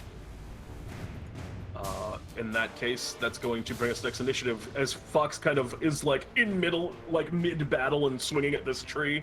Euchaunkas, you like call this thing out over the battlefield, Fawkes. Yeah, I guess as you're already up to it, what do you want to do? All right. I extend out one hand, and whoosh, big flame of fire. I will use my bonus action to cast Searing Smite. Oh, radical. At the yes, first level, why not? And then I will use my action to run my blade through the fire and have it catch on. Sort of like do the twirl of the scythe. Let's get this attack. If it will load, okay. So smites on to the next attack that hits, so it will still be on. I'm gonna try. There you go. Ah, so close. Close. Well, actually, is that the Reaping Crescent from this Carnival of Souls? Yeah, Doesn't that have an extended crit range against play, or is that calculated in there? Oh, okay. it's already in there. Yeah. Yeah, okay, so that's just a 17. Yeah, well, that does hit. Shing. Let's get this fire damage. Tell me all of the damage it does. Right, so if it's vulnerable to fire, let's see, Searing Smite is 1d6. And it's lit on fire. At the start of each turn. Let's make a con. Alright, that does 10, so that is I assume there's a couple 24. smites mixed in there. Nah, there's no smites. I'm missing. No smites, huh? Okay. Yeah, it is surprise. I am surprised, actually. So the total is just that damage there, 17 plus 5, 20... Yeah, 20, but the 5 is fire 14 damage, plus so 24. Okay. Yeah, of course. So it's just 10, so it's 24. Excellent. Yeah, you cut across it. The fire begins to spread upwards. It catches into the nettles, which also begin to like burn and spread out on the kind of form of the creature here. With Switch's plant growth from before, I'm going to say you're burning off some of those nettles, but Burning blossom attack! Oh shit, it's free! But are those like so it's like kind of freeing it, but it's also doing some extra damage. I want you to roll me another 2d6 fire damage on top of that. Ooh. It's not completely free yet, because it's still there's a lot of nettles there. It's another 16 on top of that. My second attack. And anything else, and it's still on fire, right? How does it not be on fire? Con save at the start of its turn. Okay. And then I will just end my turn. All right, and at the start of its turn, it'll make a con save. Yeah, it's very good at this. It's the best aspect of this game. Then And the spell ends. yep, a lair action. The tree kind of looks over to you, Ideal. And as it does so, it seems to be acknowledging the moment of kind of mental connection that you shared, and it's now kind of like a little bit nervous. I need you to make me a dexterity saving throw. Okay. Is the bus from before still on? Just making. Yep, you still have less, I believe. All right, and does my ring of nimble deafness apply here? I believe that only applies to checks, not saving throws, right? All right, I'm just making. Yeah, I'm not certain that you would know better than me. Yeah, unfortunately, that is not going to cut it. The ground around you kind of explodes in an eruption in a shower of earth, and the roots that are kind of in the ground here kind of seem to have like opened up a space beneath you. You just kind of fall down a little bit of a chunk, and the roots close around. And as you kind of come to, you are prone currently, and as you're looking up, it seems that the roots have buried you in a sphere of earth underneath the ground. You are currently in complete darkness, which you can of course see anyway as a tiefling, but you are now just inside of a tightly packed sphere of dirt underground. Which is, I don't know how you're gonna get out of that one, but we'll find out. And then it's gonna get to the treant's turn proper. The treant is going to take a couple of roots. I'm just going to roll a recharge twice. Oh shit, I actually have a sword for that. Don't forget the it's intel issues, unless it already got rid. I forgot to do it last time, but I guess it misses that one. This time it critically fails. Yeah. So it's definitely still affected. And it does not recharge its abilities, so it's just going to, for one thing, it's going to take a swing at you, Fawkes. That's going to completely Roll a d6 on the attack. It misses anyway. Alright. It's going to then kind of reach around. One of the roots kind of clutches a rock and sends it hurtling towards you, Euchaunkas. No, I think you just roll a d6 once and it applies to all attacks on that. So. Okay. If that's what it is, then that's what it is. Euchaunkas, is that We need would that to hit? roll the d6, Pete. Yeah, Or I'm asking if Euchaunkas if it would even That hit. would hit with a d6. But it does not, I assume. Yes, Oh, definitely. devastating. And then it's I going give the to, dirt ball a thumbs up. and then it's going to swing at you this time, Switch. That's not even close. The roots kind of lash and whip about the space, but your armors and kind of shields all kind of go about and block and deflect. And in the last moment, is right as the rock was about to hit you, Euchaunkas, something seems a little bit off. And that's all. And somebody wanted me to smite this thing. That's going to bring us around to the next in initiative, which is going to be you. Switch? Yeah, switch. Yeah. Do you want damage? I'm going to move Jeremiah up, and he's going to make a tongue attack against Treeboy. missing, which means he can't bonus action bite. So instead, he's going to bonus action shadow stealth. He's going to take the hide action. All right. And then Switch is going to hold action to cast the spell Command after the tree has taken its turn. All right. Can you make me a con save on that bless? Yes. You're good. As we move next initiative to the top, which is you, Ideal. Ideal, you're buried underground right now. Yes, I am. And I am trying to see if there's anything I can do to get out. But there's another issue. The Blight Elemental. Do you have to? I assume you have to be able to see it to control it. That's what I'm assuming too. We're gonna rule it that way, and it's going to go after random trees. The Blade Elemental is wreaking havoc, just destroying trees wherever it goes. All right. What do you want to do, Ideal?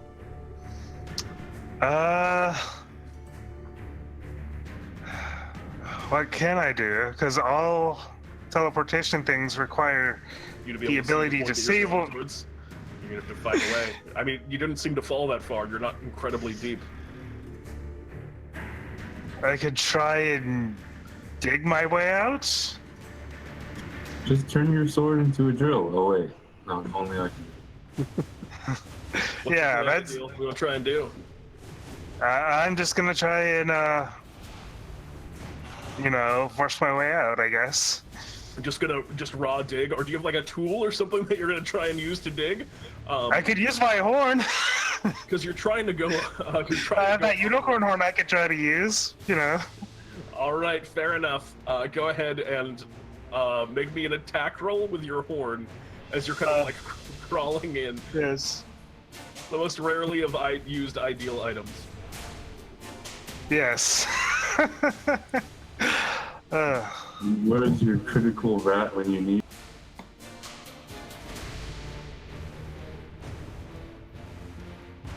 It's +1 horn. Woo! Pretty good. 20. Yeah, you begin kind of digging upwards and you're carving through the dirt. And you're not incredibly deep, but as you kind of finish the turn, your head is at a point where it's like the tip of your horn, as you kind of pull it back, you can see just like a point of light kind of like sticking through and coming down into the space that you're currently in as you've digged upwards a little bit and the horn's like ahead of you. You know what I mean? Can I use my bonus action? Absolutely. I'm going to use it to cast Far Step to teleport 60 feet out of this hole into a point I can see. Excellent. That's righteous. Yeah, so you just create this one tiny funnel of visual space so that you can then cast your spell and you far step outwards and above. And you're like, kind of like, it's a little awkward. You're like a little in the air above the space and you kind of fall down and catch yourself and are now standing once more upon the ground. Ideal ends his turn by brushing himself off. Well handled. As we move next in initiative to Me. Euchaunkas, what you want to do? Well, let's start with Punchy Cloud Punch. Start with Punchy Cloud Punch. And you, Punchy Cloud. And then we're gonna drop Witch Bolt because it's useless. Oh, right. Well, hold on. I take 2 damage. Take 2 damage. And you don't bother, you're just gonna drop it anyway. So. Yeah. And then we Flame Strike. That's not right. It is super dexterous. Flames coil up and around the base of the tree. The damage is actually relevant here because the fire damage does double. It takes 10 fire damage and 20 fire damage. 20 fire damage and 26. 16 radiant. You mean 36. Yes. Wait, no. Yes. It takes 25. It takes 20 fire damage and 6 radiant damage. 16 radiant. Oh, so it does the 46 twice. I thought you were rolling it all at once. No. So it does 32 fire damage and then 16 radiant. So 48. Okay, whatever. 48 damage. Okay, cool. All Anything right. else on your turn? I've bonus actioned. I've done. Nope, I'm good. All right, that's going to bring us next to Fawkes. What do you want to do? All right. I'm not cut out for farming. It turns out. So maybe lumberjack's more my style. I'll let's see. Will. You still have You look pretty good in you plaid. still have branding strike up, right? No, it's already. I already hit it. But yeah, switch. Nah. No. Okay. I will swing my sword around again, and this time quick into a plaid shirt and like a winter hat. Grow a beard. Naturally. You know, naturally. And as I take my sword out of my sheath, Oh no, the chainsaw! Is this double damage to plant creatures and structures made of wood. Oh Jesus! Is this You're finally using the gasoline, huh? 1 round of gasoline. All right. 1 round. Oh no! Go ahead and make your attack rolls. Oh, that hits. Double damage. Oh. Is that including the double damage, or is that double? No, that is not including the double. So that's multiplied by. Yikes. Are you gonna go ahead and make another attack there? I assume. I don't think the smite gets double. No, but like, yeah, I'll make another. That's also going to hit. Roll damage again. Same damage. All right, so 17 times 2, we got 34 times 2 is 68 points of damage pre-smites. Are you smiting at all? Yeah, you know what? I'll put like a couple first level smites. So this is 2 smite. 2 first level smites, only another 48 on top of all that. Sure, why not? 34, 68, plus another 18. It's basically the danger zone, but just for you. Yeah. Really, just for the tree. That's true. I believe that was 86 points of damage is where we ended up. If I'm mistaken, please tell me. That sounds cool. And then I will let loose of like the force behind the blade and sort of just let go of my sword, and it will turn into a dancing blade. I'm gonna use my bonus action to command it to strike one more time. All right, go ahead and make that extra attack roll with the dancing blade form. Okay. No, it does not connect, unfortunately. But yeah, Fawkes sakes in 2 deadly swings. Of a sudden, he just suddenly has a chainsaw in his hand, and it rakes into it. The tree kind of lets out another as it's kind of keeling and moving, and it cuts deep into the base. Thick sap begins to pour from the wound, and the tree is like pretty heavily wounded at this point from that one. I guess it turns out I'm cut out to be a lumberjack after. And at the start of your turn, you take 2 points of damage, by the way. Fawkes. Oh, crap. Green vein. As the stinging nettles continue to irritate. And at the start of his turn, it's going to continue to grow those nettles, which means that damage is increased to 4 points of damage. Also, you take 10 points of poison damage from hitting him twice with melee attacks, Fawkes sakes.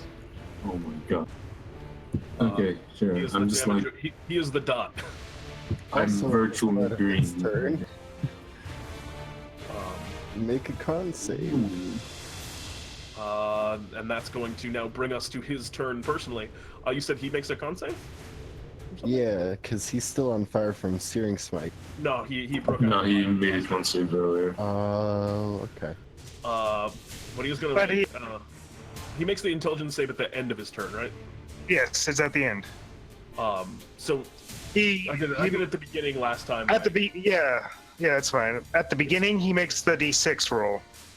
Yeah, he's been messing that. It's messed up. So we'll fix it this time. So he just has that effect on him right now, and he does not recharge anything again. So he's just gonna keep using his roots and rocks. He cannot seem to get a recharge for the life of him. He's gonna swing the first one over at the now out ideal. That's 15. Would that hit? The D6 up front. The DC. So it's a 13 to hit. Oh yeah, that misses. 13 misses. All right. Gonna swing over at you, Euchaunkas.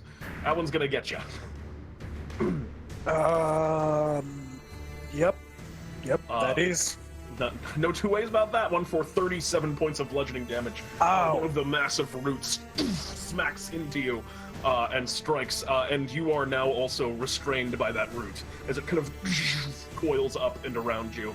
And then the last one's going to swing at you again, Switch. It's a 28, so a 26. Yep. And you are also once again restrained as the root coils and wraps around you and hits you for 18. And it passes now to your turn, Switch. You take 4 points of poison damage and you do 2 con saves. Don't forget his Good. Don't forget Nettle's intelligence. Thank you for reminding me. What? And that's a 1! Nettle is an absolute moron. Switch, what do you wish to do? My held action goes off. It does. Grovel!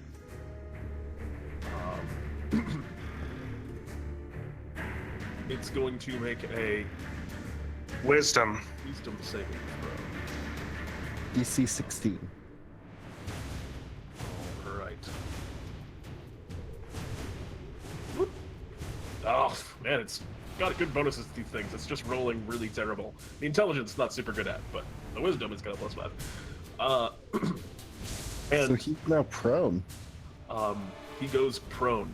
Does he fall prone immediately? On his turn. Yeah. On its turn, he will go prone. I guess that this happens. That's a very interesting thing that you have done to this tree. All right, it's now your turn. What do you want to do, Switch? Yeah. You take 4 points. Oh, you already counted that, right? Yes, I did. Okay. What do you do? I'm going to end bless, guys. My apologies. I'm gonna move up to El You are currently Boyo. restrained by a root. It's kind Oh, of coiling you're up around right. you. No thanks. I guess I'm not ending bless then. All right, you misty step and zip over to the side and out of the root, which kind of tries to get you but cannot. Yeah. And I have bless up, so. all right, you definitely hit smite. Yeah. Slot. 2d8. Boop. Just a gentle pat. All right, that's gonna And be second attack. 12 Even will with a unfortunately D4. miss. Yeah. I'm looking pretty rough. I'm gonna yell back, healing please, and turn. You don't have sword with you this time, unfortunately. And you can finish your turn as we move next in initiative to the top ideal. You take 4 points of poison damage at the start of your turn, and it is now your turn. What do you want to do? Well, first, I have to roll Constitution save for Farstup. Oh yes, But- I forgot. That was a long-term spell. Yes. But first, let me make sure Bless is still up, correct? Bless is currently up. Yeah. Okay. Let's hope I succeed. And Farstep is down. Ah, you lose your kind of instant of power to teleport. For now. How far up the tree is that pool?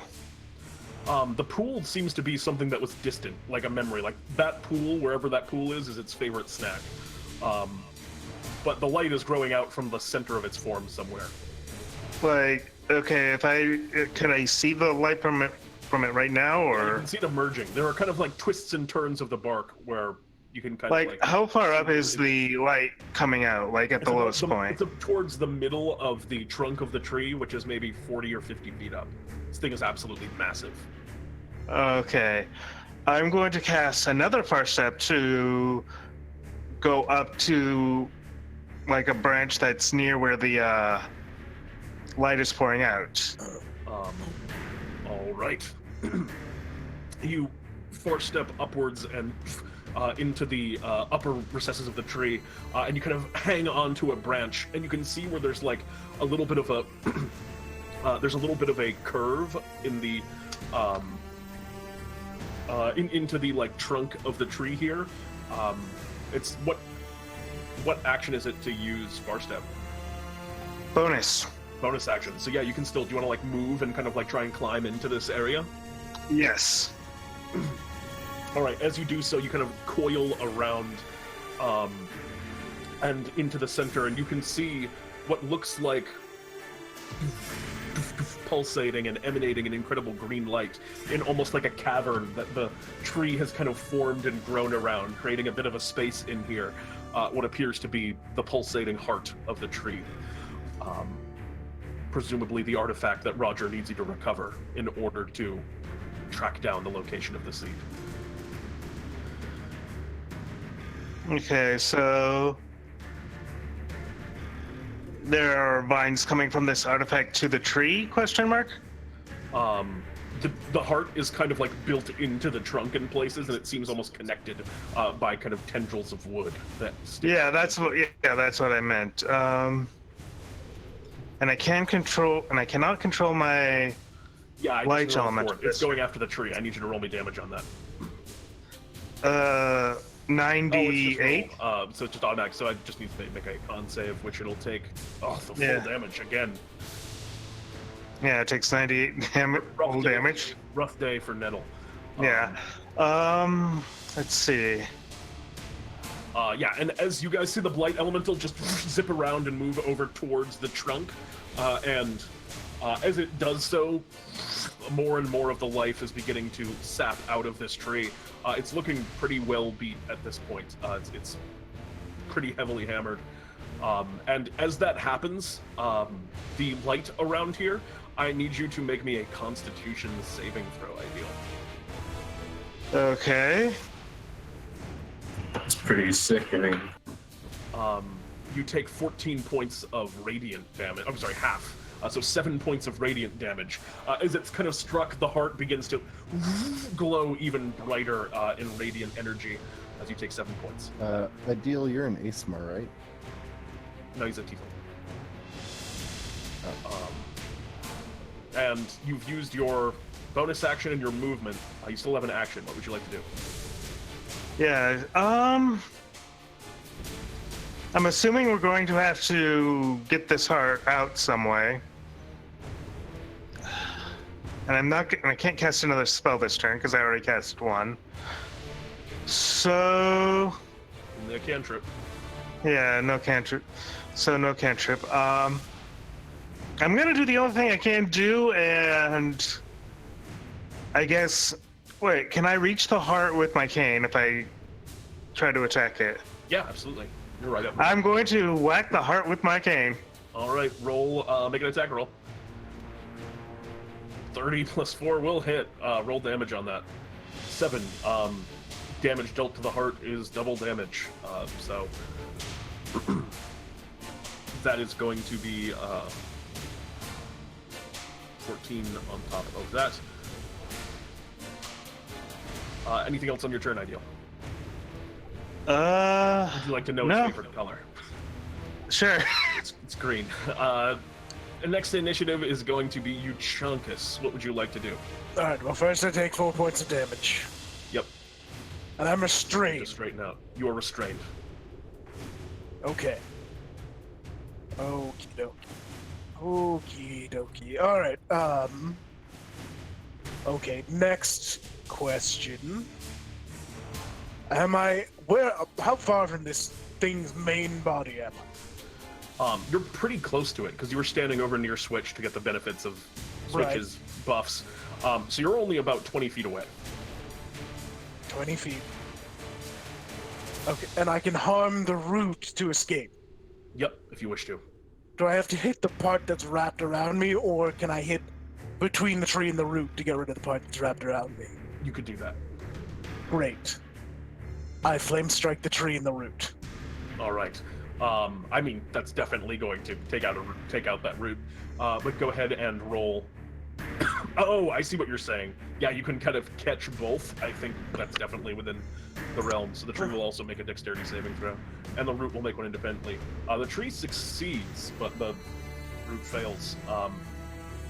So the tree is going to take 8 fire damage and 13 radiant, and the root's going to take the same. The root burns up and is kind of siphoned away, but the tree takes basically the same full damage. You drop onto the ground and are once again freed.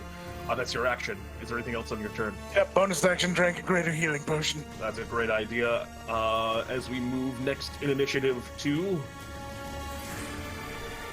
Fawkes. What do you wish to do, Fawkes? All right, Timber. I am going to get my sword since it's in flying form, and I will use my bonus action to use my Greaves of War to run around the circumference of the trunk. So do you know how if you cut into a tree around the outer edge, it kills it because all the sap and stuff? Yeah, I know what you're saying. Yeah, I'll just drag my sword around that. So you'll try and do that.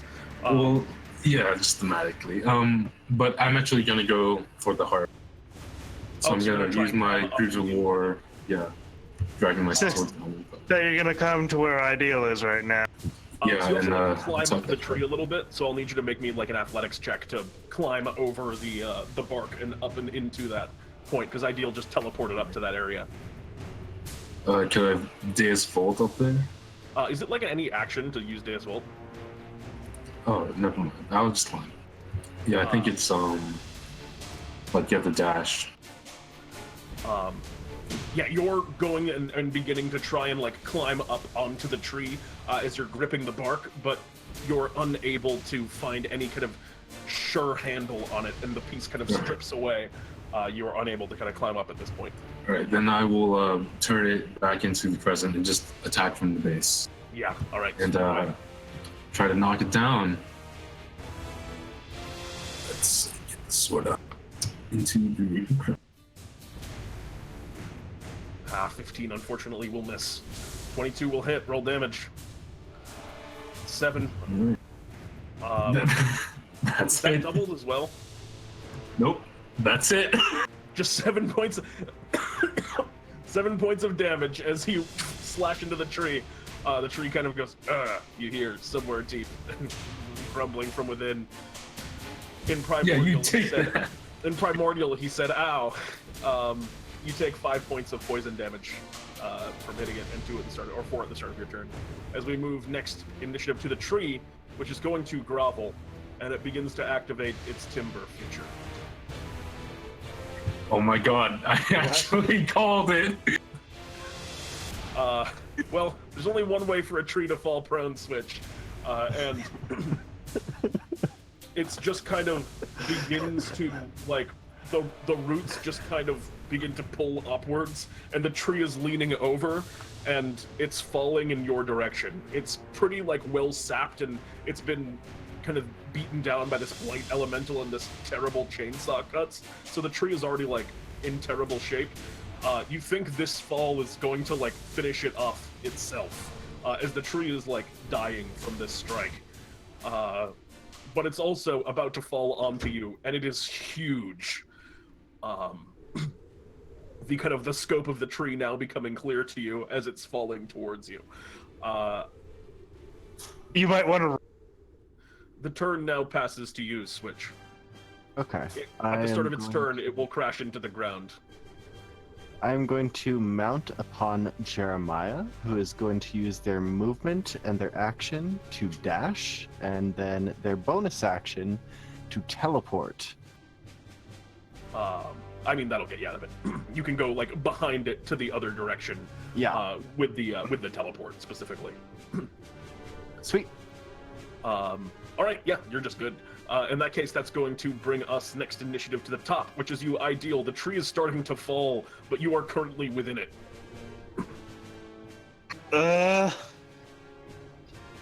And as that happens, also, the heart reacts. I need you to make another con save.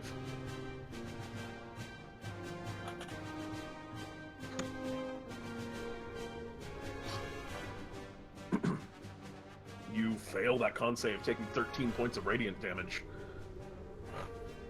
You still up? I am. All right. What you do? First. Make a concentration check as well. Yeah. First step. Yeah. That's pretty relevant here.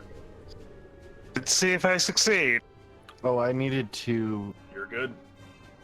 roll con save for bless. Oh no, Bless has fallen. But you're still... I still have bless, so Oh, you're not counting your Bless. Bless is barely good. it's still up. All right, Ideal. First thing, I am going to bonus action, drink a red potion. All right. You down a quick red pot. Go ahead and roll that healing.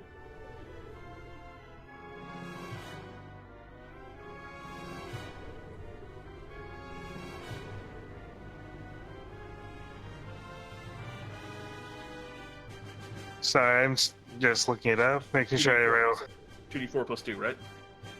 Yeah, 44 plus 4. Oh, it's a greater. So if you just want to roll it, you can just do that manual.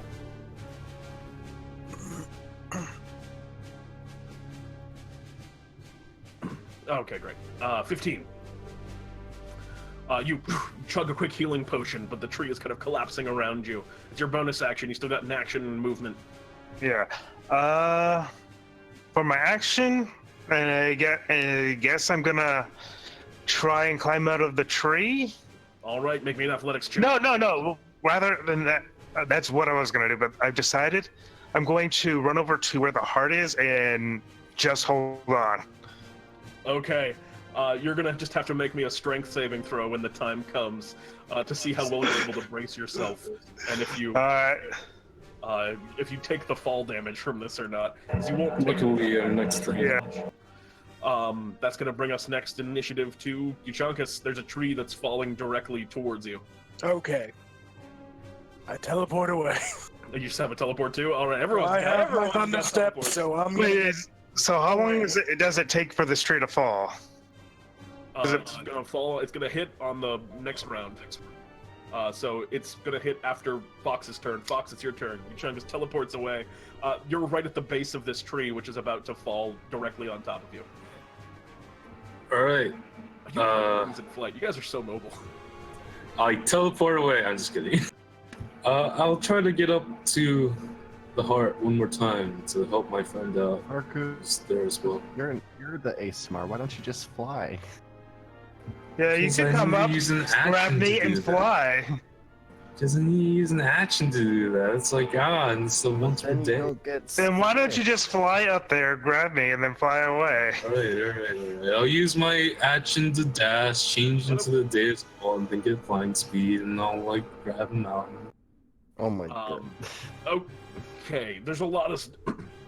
I don't know what you're trying to do. Are you trying to climb up the tree, or are you jumping with the Deus Vault?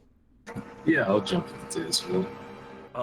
Okay, so you jump up to the height. In that case, I need you to make an athletics check with advantage to try and, grab onto that point. Because I don't really know how Deus Vault... Is it just a flying... Okay, you're good. It's a flying speed. So it didn't matter anyway, but you just fly up and over to that little area and step and kind of land down into the alcove. You can see Ideal currently is just wrapped around the glowing heart of the of Nettle here. I will put a hand on his heart and the glowing heart as well. And just brace for impact. Provide him some new aura and maybe just protect him, I guess. All right, all of you avoid the major chunk of damage that comes from the tree crashing, as it slams down into the center of the grove. But Ideal and Fawkes, I would like both of you to make me strength saving throws, as you are inside of the tree to avoid the falling damage of being kind of thrown around within the tree here. You get +5 to your save. Since you were helping, you're helping him out with the +5 there. So, Ideal, you're going to succeed. Fawkes, you are unfortunately going to fail. So, you will take half of this damage, Ideal, and you will take the full brunt, which isn't that much because it's only 50 feet. Oh my god. So that's falling damage? Alright, You take 28 points of falling damage, but it's different than falling damage because it's just you're just being slammed into It's something. crashing damage. Yeah, it's crash. It's, you know what I mean, because you're being pushed by a thing, not. And we're Not basically my only- tumbling around inside of a lot. You take half of that, Ideal. You take 14, and the tree crashes down, and now only the kind of glowing heart of it remains. Are both of you still good to go, I assume? Ideal is good to go. I'm up. Ideal is closer, I think, but Fox hasn't taken much damage. Stand from the debris.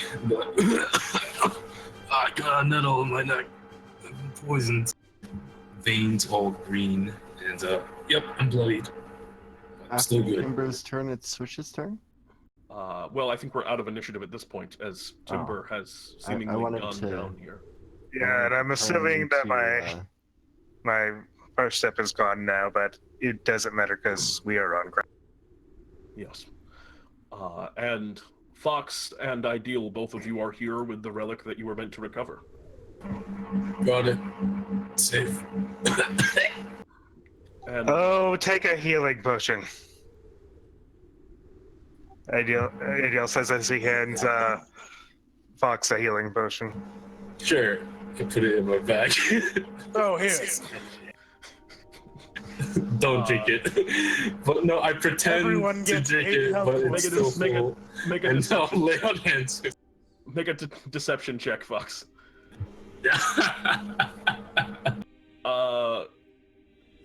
Make an insight check, Ideal. I hand it back to him. I'm good. Okay, I thought it was pretty funny. But he didn't seem to notice, Fox. But as the kind of dust settles, leaves and kind of nettles are all kicked up and whipping around in the air. Switch and Euchaunkas, you guys are kind of looking from a comfortable distance as things calm down. Some of the trees that were unnaturally kind of raised high above have now shrunk down a touch and are beginning to kind of return to their more natural states here in the Baradak. And Negative. I plant growth. it's not quite the same degree of magic that seems to be affecting these things. Okay. Well, what I kind of want to do with this plant growth is I want to make sure that this dude is tied down forever and start growing plants out of this dude's corpse. All right, you do that, but you can already see as well. Ideal and Fox, what do you do? You're at the heart. I'm assuming we're gonna try. Let's try to secure it, detach it, or whatever. Do you have something that could detach it? Something that could cut the vines and I turn my sword into a tiny surgery scalpel and start slicing it away. As you begin extracting the heart from the space, Roger, are you here? Just to be clear. Of course. You begin to hear kind of coming in over the good old-fashioned Bartholomew voice communications, the sound of Roger's voice calling out to you as you have now recovered this artifact. You've done it! Excellent. All right, I will get another arcane catapult set over. Hopefully that can get you guys back up soon. I wouldn't stay down there too long outside of one of the strongholds. We need to talk about that, by the way. There's a lot we need to talk about, but it's gonna take a while. Oh, we killed So- 1/64th of the 8 great evils. Yeah, right. If you can bring that up there, bring up that heart, that should be enough to help to at least start to get a bead on the seed. If the other group's able to get theirs. Did you then- do that on purpose? What? Oh, it rhymed. No, I didn't. Question. What happened to our strongholds? That is a very long story. Infested. And as you kind of hear this missive from Roger and begin to kind of circle out of this moment, those of you kind of around the heart here, you feel an incredible power emanating from it, a warmth, a connection to the land around you just from being in its proximity. A power that those of you who have ventured into the back room have felt before, the familiar energy of the seed. And I look at I'll just Fawkes. check it under my arm. Is carry this it what it's like to be a druid? Probably. back, maybe. Hey, Farku, I've got other bad news. There's I know you really like to buy things from the shop, but there isn't one.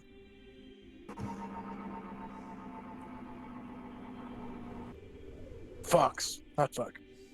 Who's Farku? And with that, we're going to call this for second adventure of the evening. Thank you all very much for watching this legendary adventure here. And we will be back soon with another legendary adventure. Wild. 2 in 1 night. See you all soon.